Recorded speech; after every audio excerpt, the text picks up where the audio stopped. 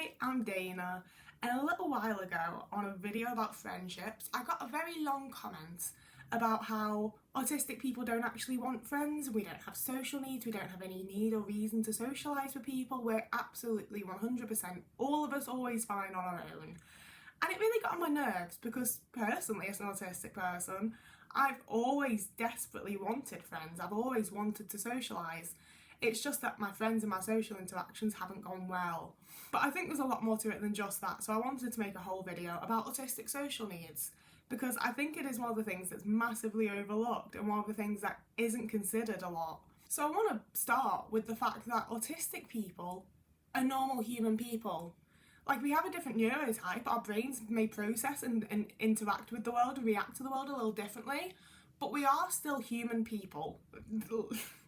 I know it feels like it shouldn't need to be said, but I feel like it really does because so often it feels as though when conversations like this are happening, it's because people forget that we are human people, that at the base of it do have the same needs as everyone else. We just may also have additional needs or slightly different needs.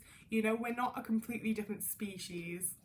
And that means just like everybody else, we do have social needs. We do need to speak to people. We do require friendships and relationships, like not necessarily romantic ones, like familial relationships, friendships. Like everybody else in the world, we require social interaction. I think the thing that differs for us is that a lot of the times when we go out and search for that social interaction, try to form those relationships, it doesn't go well. We experience a lot of bullying, we will experience a lot of isolation, a lot of rejection, and that can get to a point where it feels like that's connected to the interaction, you know, it feels like that's connected to socialising. The act of socialising is something that is very distressing because it's filled with rejection and negative things. You know, and like I always try to preach, all autistic people are different and all people are different anyway, so everyone has different social needs and different requirements for the social interactions, but I think we can agree everyone needs someone at some point. You know, like there'll be some people that do want complete isolation, don't want to talk to anyone ever again, and I feel like that's most probably because of their past experiences and not because they don't actually have social needs, you know? I think also for lots of us, we do have different social requirements to other people. Like personally, I will have times where I will see like people like 4 times in 1 week, you know, like every other night I'll be out to see a friend, I'll be out to like, and bear in mind, when I say out to see a friend, I'm not talking like bars and pubs and clubs and whatever, I'm talking like going to their house, so it is very relaxed and it's not using up like a huge amount of my social energy or whatever. But following that, as an autistic person, I might have a phase where I get like super fixated on something or a special interest rears up again, and that's when I might not see anybody for weeks or months. And I'm getting like my requirements for what I need to be like happy and to function as a person from whatever I'm fixating on, whatever my interest is. So I do definitely have different like social requirements to a lot of other people, but I still have like social needs as a person that need to be met.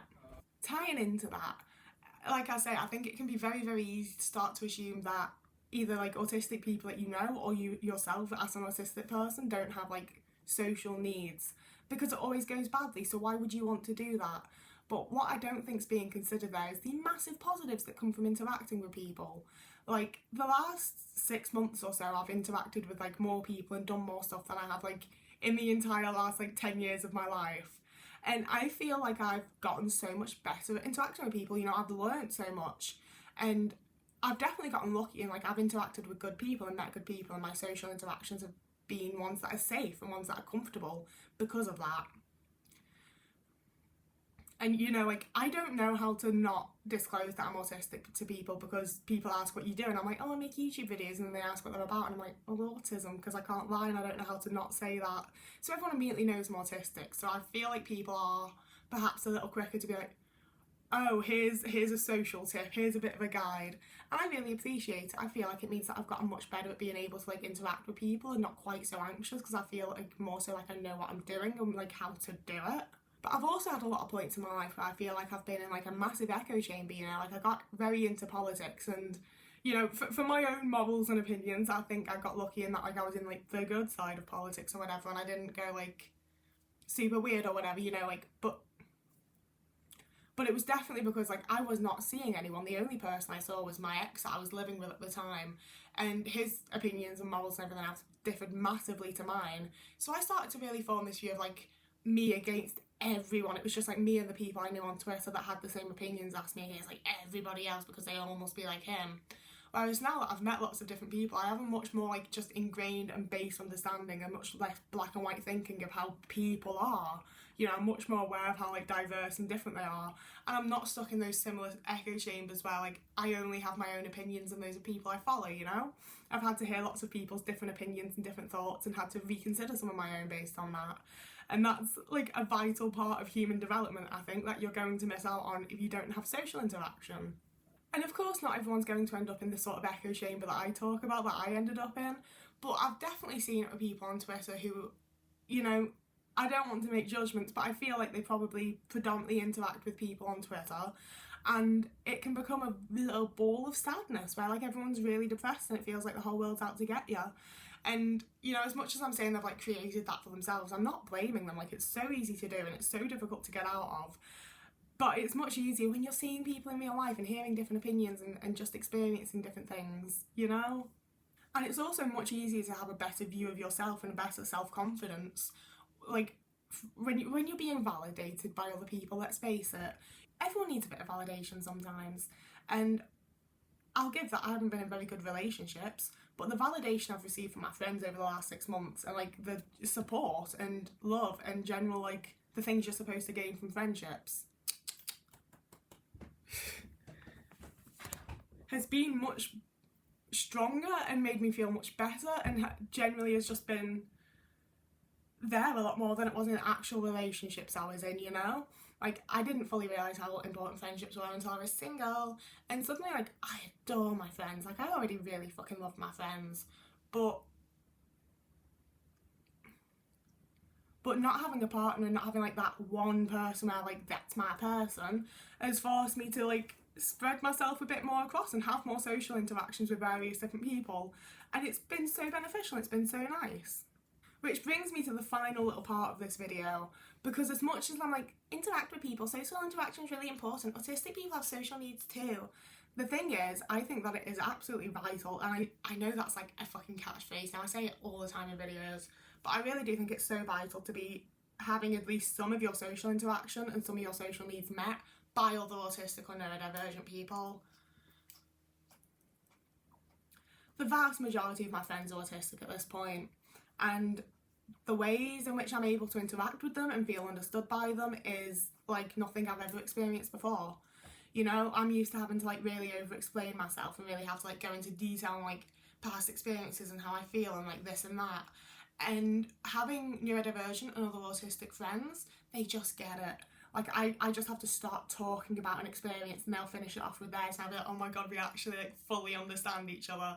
And it's beautiful and amazing, and it meets my social needs in a way that I've never experienced, in a way where I don't feel like so incredibly drained after social interaction. Like, you know, I'm still autistic, it's still kind of difficult, and unmasking is also tiring in a different way to masking. But it's also really nice and it's really fresh and it's really, I don't know why I said fresh, I needed a word, okay? But specifically, I introduced two of my friends that are both autistic to each other recently, and a third friend, but he's a baby and he's just like the adopted sibling, and I mean like he is my friend, but also like it's the queer found family thing, it's a whole thing. But yeah, so I introduced like, I'd say like probably like my two best friends to each other, and I was terrified, I was real fucking nervous about it, and I don't know why, because like we got there and we hugged and it was like little introductions and then it was just perfect. It was fucking lovely, it was an absolute fucking delightful day, and all of my anxieties were completely unnecessary.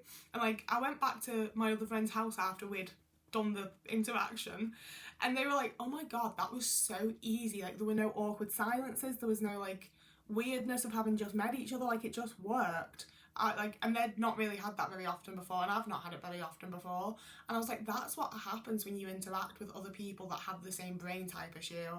Like, this isn't even like some sort of like fuck the neurotypicals, they don't understand, it's just like interacting with other people where their brain just works in the same way as you and you're understanding the world around you in the same way, and you know, like you perceive things differently still, you've still got differences, we're not all the same just because we're autistic, but our brains are more or less functioning in the same way. You know, obviously like our past experiences and everything play into it to make us different people, just like with neurotypicals, but there's just this like innate understanding of each other, and an ease to the communication because we're communicating and socialising in the same way, and we have the same like needs and the same, it's the same, we're the same, and it's lovely. And sometimes we're not the same, but sometimes we are, is what I'm saying. Oh, so she really... So yeah, this video, that's the video. Autistic people absolutely have social needs, and it's way easier to meet them when you do it with other autistic people. I love it when I can round up an entire video in one sentence. So yeah, you can follow me. Please do like and subscribe here. That would be lovely for starters. It's my favourite option for you to do. Please subscribe. And you can also follow me on Instagram and Twitter and TikTok. I post regularly on TikTok. I'm doing quite well over on TikTok. I'm enjoying it, more importantly. And if you have I was going to say the cha-ching, but ew. If you've got some money and want to donate it or want to pay me for my content and to keep doing... If you want to send me money, you can do it on Ko-fi or Patreon or as a YouTube member, and it's lovely, but there's no requirement, there's no pressure, you don't have to, I get it. Cost of living crisis, you ain't got it, it's fine. But it's there if you want to, and I like to let people know it is, because sometimes people ask, and I'm like, oh my god, you care about me. So yeah, that's the video, that's me out. Otis.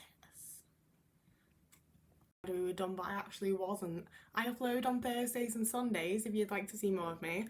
And for now, whoever you are, wherever you are, if you have a lovely morning, evening, day, afternoon, week, month, year, and I will see you again in a couple of days. Look at him.